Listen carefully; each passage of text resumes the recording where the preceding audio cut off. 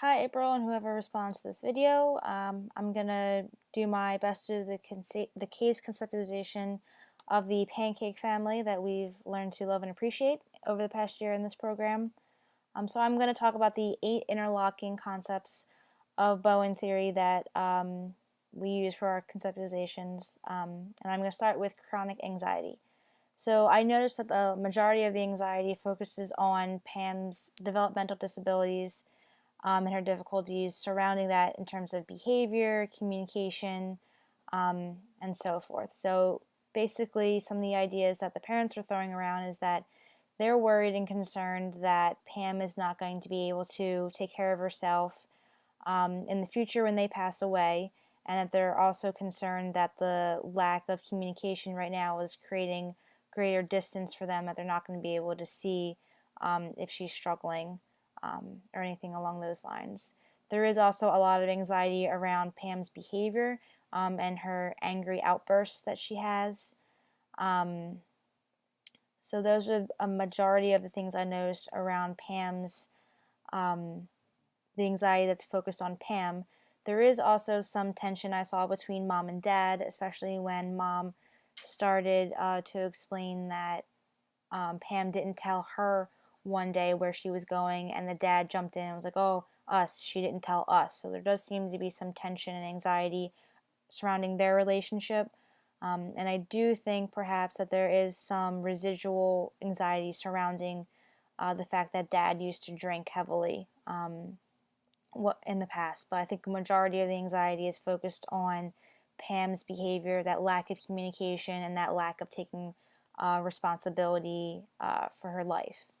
So for the multi-generational patterns, the next section, the family strengths, I think the family is resilient after, especially after the suicide of their son, like coming together and trying their best to cope their way through that. And I also do think that they care about Pam a lot. I mean, I think this was the 6th or 7th session they had, so it does seem like they're trying to understand what's happening for her. For the substance and alcohol abuse, Dad did say that he used to drink a lot in the past, but that hasn't happened apparently in a very long time. For the sexual, physical, and emotional abuse, I didn't suspect any. There were no red flags that went up, so I'm going to say that there was none reported for that. For the parent-child relationship, it does seem like there's a big lack of communication between all three. Mom seems to distance herself from Pam. She tries, she's the pursuer, but then is disappointed when Pam doesn't want to do anything and shuts her out. So mom shuts herself down. And it does seem that dad gets along a little bit better with Pam. It seems like they're able to joke around, but I do think dad gets quite angry and upset and yells with Pam when she has some sort of behavioral issue. As for the physical and mental disorders, it was reported that Pam does have a developmental disability. As for anyone else, I didn't see anything. Dad may have some ego issues, but I think that could just be attributed to him being a macho guy. As for the historical incidents of the presenting problem, I think a lot of the communication issues were the root of these behavioral issues, because Pam almost learned, okay, I don't have to communicate. I don't necessarily have to do what my parents want me to do, and I'll be able to get through it. I do also think the fact that Pam had to see doctors a lot and was from what it sounded like, in a lot of pain when she was younger and a lot of suffering. She's been able to, or tried to, at least out of out of being a survivor, she's distanced herself and associated, especially her mom, with that pain and suffering, perhaps, and just made that distance between the two of them. Okay, so then the role within the family, I do say that Pam is perhaps kind of a rebel within the family, perhaps plays the martyr sometimes. The gentleman who conducted the interview said that in the beginning part, I think he said that Pam does have a tendency to use the fact that she has a disability to manipulate her parents and kind of win sympathy from others. I don't know if that's so true. I mean, they did say that Pam says what you want her to say. She knows the correct answer all the time. But I don't know, it's kind of hard to pick that apart in 45 minutes. As for dad, I'd say he would be the disciplined guy. And as for mom, I would categorize her as like the warrior in the family, the one who worries about everything. Um, so for the multi-generational transmission process, it didn't seem like too much was discussed about that. I mean, the gentleman who did the interview did kind of touch upon those higher family of origin issues, but they were quickly brought back into what the client wants to focus on right now, which I appreciate. Some things I noticed in mom and dad, though, was the anger in dad, especially because he was a drunk when he was drunk. That's kind of harsh. He was addicted to alcohol in the past, and I think that anger may have filtered down to Pam. She's picked up on when to be angry, why to be angry, things along those lines that she's learned since she was a little girl. As for mom, I think the visits to the doctor really created some sort of anxiety that filtered down to Pam. I'll talk about this more in the family projection process part, but I think the visits to Pam were traumatic, and that's kind of created, like I said before, those communication issues between mom and Pam, because mom was saying that she thinks Pam associates her with pain and suffering, and obviously anyone who had to go through those types of things wants to distance themselves from that as much as possible. So I think those are some of the legacies and some of the traumatic events that happened that had those residual effects that really alter and affect the type of communication that goes on within the family. It creates a hard barrier because whenever she tried to communicate with dad, it seems that he got angry. Whenever she tried to communicate with mom, it was that constant worrying, like, oh, I had to take my daughter to the doctors again. So all that seems to be filtering down the communication issues that start with mom and dad. As for the level of differentiation, I think all members of this family are poorly differentiated because they're all very reactive, and they're having a very hard time balancing that connectivity and the separateness, like being able to self-determine your behavior. I think there is a big issue between that. So for Pam, I think because she gets very angry, with her parents, doesn't want to socialize, wants to stay away, gets angry with customers at her job, and because she gets very, very upset, it seems, when this boy from college is mentioned. I would rate her at a lower level on the scale because she's very reactive and tries to internalize and cut off emotionally from a lot of people. As for mom, again, I would say poor, maybe a little bit higher than Pam, but not much higher. It seems that mom's go-to is to cut off, to shut down, especially with her relationship with Pam. It was said that when the dad tries to, influence Pam to go spend time with her mother, and that doesn't happen, mom's response is, leave me alone, leave the whole situation alone, just be done with it. And she gets very upset when Pam can talk to other people in the family, but not her. As for dad, I'd say poor, maybe a tad higher, but not much more. It seems that he gets very upset with Pam when there's the behavioral issues, yells, gets angry. And it also seems that whenever we touch upon those emotional issues that gets deep into some of the pain the family has experienced in the past, dad gets ticked off, he gets angry, and then pushes everyone away. So he also seems to internalize a lot of his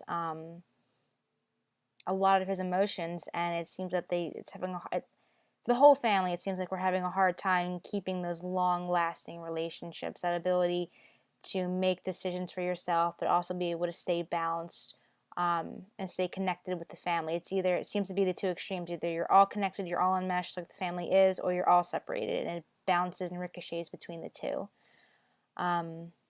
So as for the emotional triangles, I know it's a triangle between mom, dad, and Pam, obviously. With it seems that mom and dad have communication issues to begin with. They seem to be very distant from each other, and then Pam's being brought in as someone that needs to be focused on. I did notice some alliances, though. It seems that at times mom and dad, despite their differences, do have that parent team going on. And they try to help Pam, to become independent, discipline her, things along those lines. And there also seems to be an alliance, sorry, between Pam and Dad. They're laughing, fooling around with each other. Pam is actually sitting physically closer to Dad in the session, and it seems that to a point, Mom might resent this and not understand why she's not in on this relationship and considered an outsider. Although she does have some suspicion, as I previously mentioned. So as for the family projection process, it does seem that there is a lot of anxiety being thrown onto Pam from Mom and Dad. The big one being that they seem to be very, very worried about how Pam is able to function once they leave. I think the family is very afraid that Pam is going to end up alone, not be able to function properly without the parents. And even Pam spoke to this, that she's afraid that when her parents pass away, she's not going to be able to go on and function. So I think the parents are trying to force some sort of relationship on Pam right now. So they're completely satisfied with the individual she chooses, and she knows that this individual is going to steer her away from making decisions that could hurt her in the future, such as going to the truck stop, that they mentioned, things along those lines. I do also think that there is some anxiety being projected onto the family, especially Pam, about her responsibilities for the housework. Mom was saying that when she comes home from work, she's very exhausted, very uptight because of the stress of her job.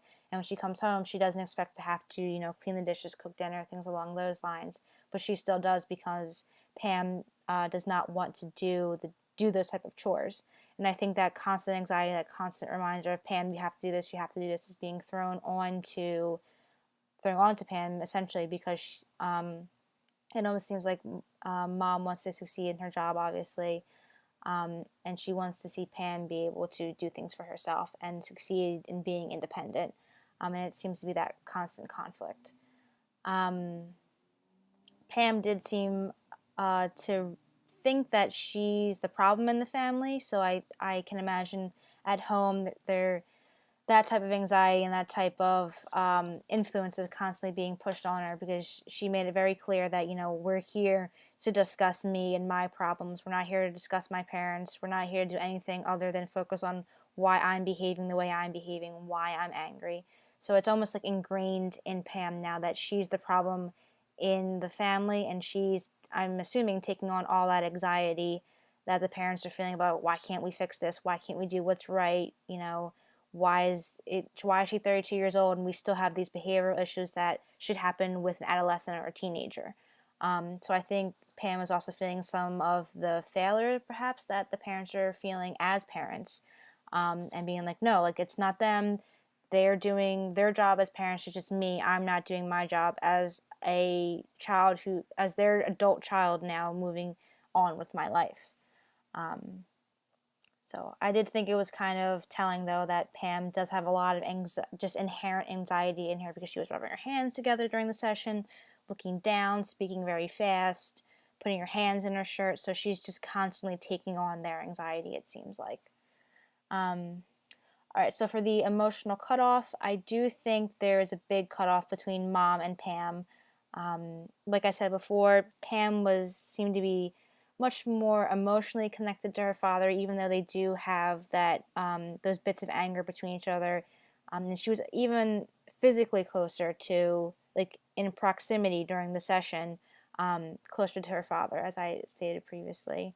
I do think, though, that Pam kind of ricochets between being very connected to her father and then not wanting to have anything to do with him at all. I think Pam struggles with knowing who to talk to, what to say. So at times she just shuts down within herself, and if she does try to say anything, it usually comes out as her being very reactive, like I said, and her being angry. So I think she does sometimes emotionally cut herself off from the rest of the family. I do think Mom also does this.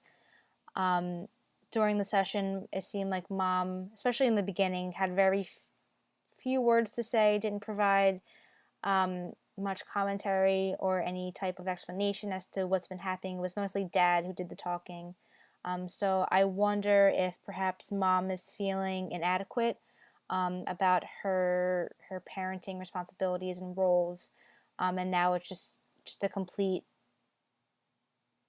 I'm not sure 100% sure what I'm trying to say, but I think it's Mom looked defeated, and I think that's because she's having a hard time understanding how to help Pam.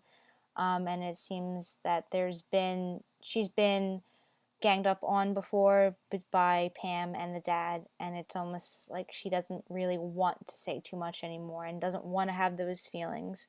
And if she does have them, like she said, she just stuffs them back down and internalizes them. Um, yeah.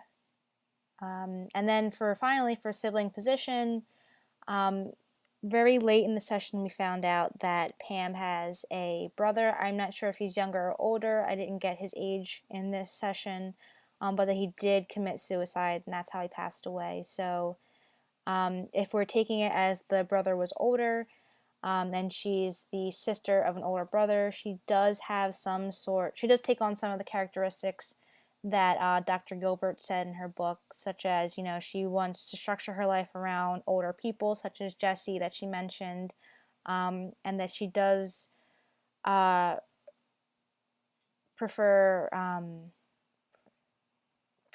being like a child to having one. I mean, when questioned if she was going to have a family, if she wanted a family, she's like, oh, I don't know, maybe it's still something I'm thinking about. One thing that she doesn't possess, though, that was one of the characteristics, was that she's overly close to her mother. It seems that she's very, very distant from her mother. So right now, I'm not sure when her brother passed away, but I think she is taking on somewhat of that only child role, and it seems that she wants to remain a child. She wants to have some of the attention focused on her, whether it's positive or negative. She doesn't care as long as it's looking at her. And she does seem to have some of those childish ways of like, oh, my parents will take care of it. I mean, that could be attributed, obviously, to her developmental disability. I think we'd have to have a couple more sessions before I felt comfortable making an assessment like that. But I think partly it's a combination of the developmental disability and the fact that she's an only child and probably the younger child. So she's stuck in that fact that I want to continue to be a child. I want to have the attention on me, and I want to be a kid forever type mentality that I have because I'm the youngest. Okay, well that is my case conceptualization. I hope it makes sense. Thank you for watching, and I'll talk to you later. Bye.